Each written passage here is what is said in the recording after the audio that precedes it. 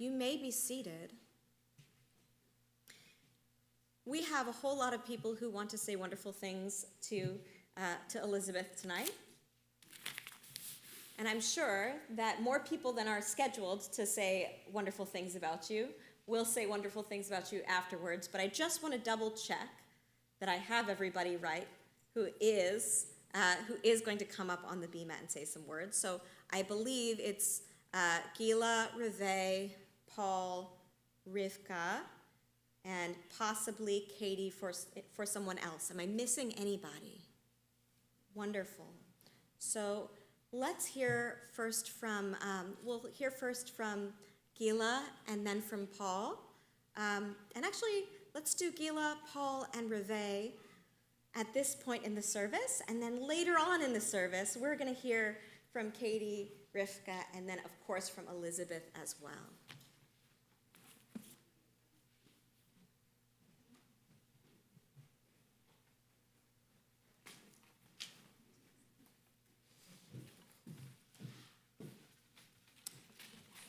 Hi everyone, I'm Gila. It's such an honor to stand here and celebrate Elizabeth Stein, a teacher who has given so much to so many of us. Elizabeth is a master of balance, empathetic but not overly emotional, brilliant but never arrogant, and patient but never a pushover. And trust me, I've tested that. When I was her student, I tested that patience more than once when I was trying to learn trope, but she didn't let me take the easy way out. Instead, she encouraged me to be proud of the process and to find joy in conquering something that once felt impossible. Her love of chanting Torah is something that stays with you. Her voice may not boom across the room like some others, but whenever I hear her reading, it's a source of comfort. She brings the words of Torah to life, not just with sound, but with heart and intention. Elizabeth, thank you for everything. You've taught us not just how to chant, but how to approach learning with confidence and joy. For those of us who have had the joy of learning from her, her voice has stayed with us beyond the walls of the sanctuary. We've spent many hours listening to her chant Torah in the car, thanks to the recordings she made for all of our Torah portions. Those recordings weren't just practice tools. They were reminders that she was with us every step of the way. She's given us confidence, connection, and a love for our tradition that will stay with us. Also, I wasn't just Elizabeth's B'nai Mitzvah adult mitzvah student. I was also fortunate enough to be with her as a student during my childhood years at Hebrew school here at CBT, around probably the age of her. Elizabeth has always been incredibly knowledgeable and kind and patient with everybody, especially with me, and with every student you've worked with. And I truly feel grateful to have known you for really most of my life. And I'm so happy that we have you here at CBT. Shabbat Shalom, everyone. I'm really thrilled to be part of the celebration of Elizabeth. While I can't say enough about how encouraging and thoughtful and patient she is, there are a couple of things that make Elizabeth stand out as a teacher and a mentor. She has the uncanny ability to adapt to your learning style. She's never so concerned with teaching you that she forgets we all approach things differently. Whenever I felt we had hit a dead end, she would gracefully pivot to some other aspect of the material for a quick brain break or come back to it from a different angle, showing me that there was always an opportunity to grow and improve. Likewise, Elizabeth has a profound awareness that learning, especially something performative like chanting Torah, is affected by numerous things that have nothing to do with the material. She eagerly moved our adult B'nai Mitzvah sessions from the library to the sanctuary so we could get hands-on experience with the Torah scroll and feel comfortable being on the bima. I don't just have my own personal experience as a student of hers to back this up. I was also able to watch her work her magic with my son Reese as he prepared for his bar mitzvah. And it was a joy to watch their relationship unfold as she figured out how he thought and what he needed to feel comfortable and at ease. For this and for everything else that you do for our community, I am so grateful. Thank you, Elizabeth. Thank you. Thank you, Gila and Reve and Elissa and Paul. a lot. And thank you, Elizabeth. For those who don't know the background, Elizabeth has been here for decades. For how many years have you been a part of the synagogue? Since 87, so however many decades that's been. Elizabeth has been an integral part of our congregation, and she teaches, or has taught in the past, might teach in the future, the B'nai Mitzvah class, so our adult B'nai Mitzvah class.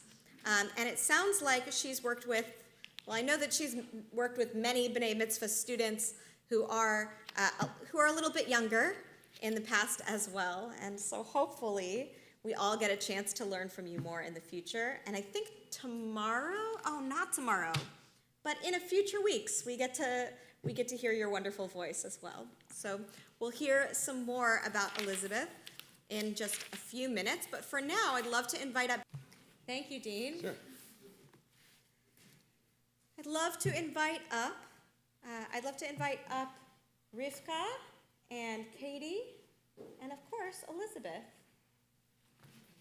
And while they're walking up, I also want to say welcome to our friends from Arapahoe UMC, Arapahoe United Methodist Church.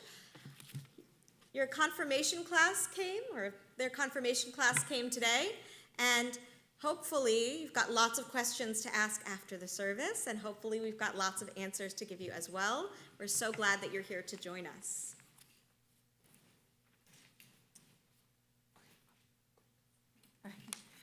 Shabbat Shalom. All right, I am speaking on behalf of Elisa Wolf. Speaking on behalf of Elisa Wolf, who is in El Salvador right now. Okay. All right, ready? Okay. My name is Elisa Wolf. Oh, actually, I'm Katie Beck. But, so my name is Elisa Wolf and am presently out of the country, but wanted to say a few words about Elizabeth. I have known her for at least 34 years. I recall bringing my 2-year-old daughter, Andrea, to her first day of preschool here at Beth Torah. We were greeted by the smiling face of Elizabeth.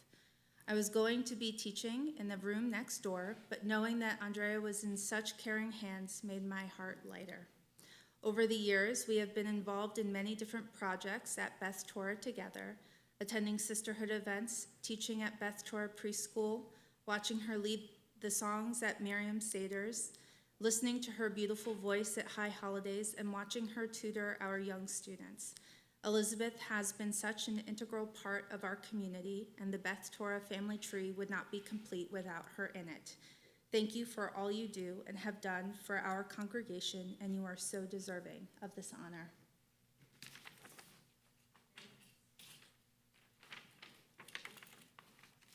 Hello, I'm Shabbat Shalom.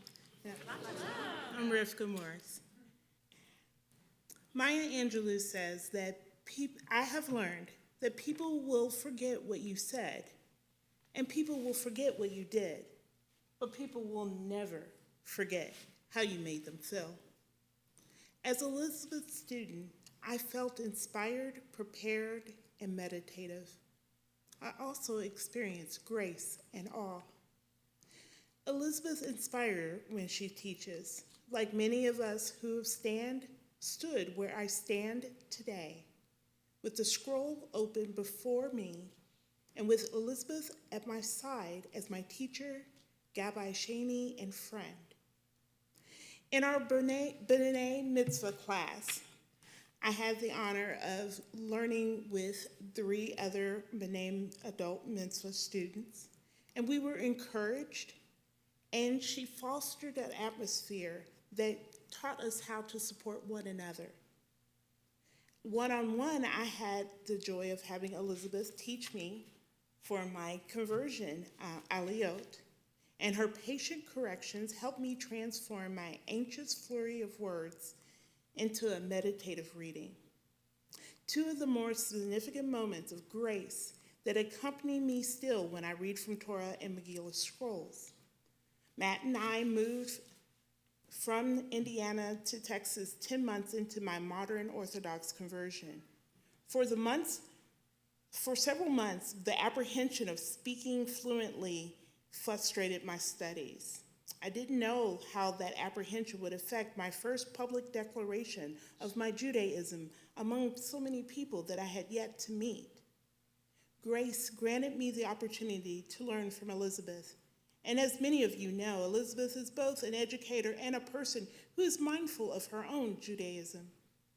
While she taught me how to sight read and to sing trope, she also created an atmosphere where I felt at ease with what my heart wanted to express during the reading. Perhaps what impacted me most is Elizabeth's counsel. From the beginning, she spoke of accepting grace. She shared with me about her connection to what Notain HaTorah means. To her, the revelation of receiving of the gift and of holding the Torah. She also spoke of giving grace to myself, to know that I have done all I can do and it's up to Hashem to do what is next. And while the Parsha's words may fade over the years, the lessons of grace, Chesed, will hold close to my heart, because Elizabeth brought me to the Torah scroll and extended the invitation to me, and likely to many of you, to accept the wonder of a child as we greet the open scroll for the first time. It is there when I experience something I cannot quite explain, but it was the sense of knowing that I am there today, standing in the very presence of the words of Deuteronomy 29:15. But also with those who are standing here with us today in the presence of Echad Eloheinu, and with those who are not here today. Thank you, Elizabeth, for your friendship, your teachings, and your light that helped guide me to the Torah scroll.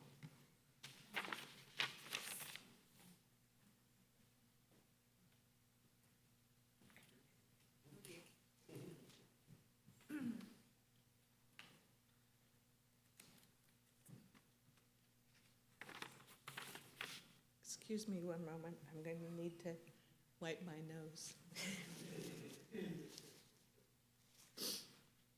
Okay, so thank you all for your kind words. I want to thank Congregation Beth Torah, my community, for this honor. Once again, I am humbled by the loving support that I receive.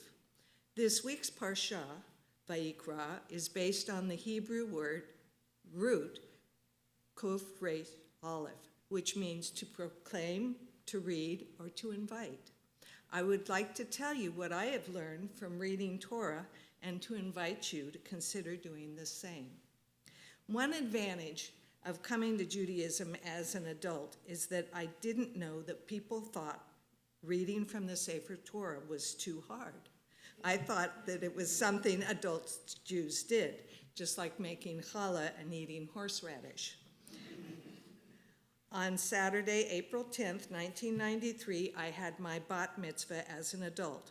I'd taken an introduction to Hebrew class at Beth Torah, and after thinking about it for a couple of years, embarked on a journey that has given a central focus to my life. I came to the task with an instrumental musical background. I had developed the habit of practicing piano 30 minutes a day. I combined that habit with Hebrew and began studying Hebrew texts 30 minutes a day. I discovered that while I couldn't sight read Hebrew fluently, with practice, I could chant it so it flowed. I found it easier to sing Hebrew than to read it. After my bat mitzvah, I was asked, as is often the Beth Torah way, if I would read again, and the rest is commentary. What have I experienced and learned from reading Torah?